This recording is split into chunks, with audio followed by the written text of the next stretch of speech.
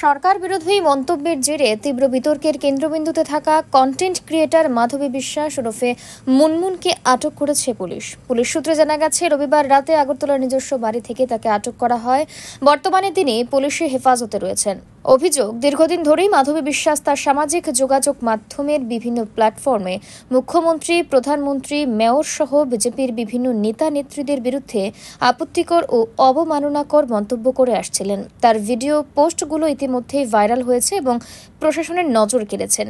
এই ঘটনার প্রেক্ষিতে পুলিশ তদন্ত শুরু করে এবং প্রাথমিক পর্যায়ে যথেষ্ট প্রমাণ হাতে আসায় তাকে আটক করা হয়। তদন্তের স্বার্থে তার মোবাইল ফোন বাজেয়াপ্ত করা হয়েছে।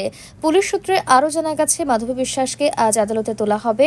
তবে তার গ্রেফতারের খবরে জনমনে ব্যাপক প্রতিক্রিয়া সৃষ্টি হয়েছে। আশঙ্কা করা হচ্ছে, আদালতে তোলার সময় সাধারণ মানুষের একাংশ সেখানে জড়ো হতে পারেন।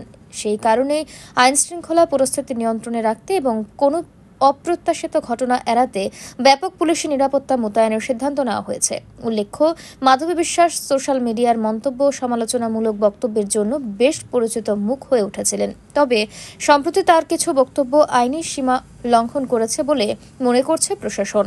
পুলিশের তরফে জানানো হয়েছে, পুরো ঘটনার তদন্ত চলছে এবং আইনের ভিত্তিতে যথাযথ ব্যবস্থা নেওয়া হবে। ব্যুরো রিপোর্ট, অবিরাম 24x7।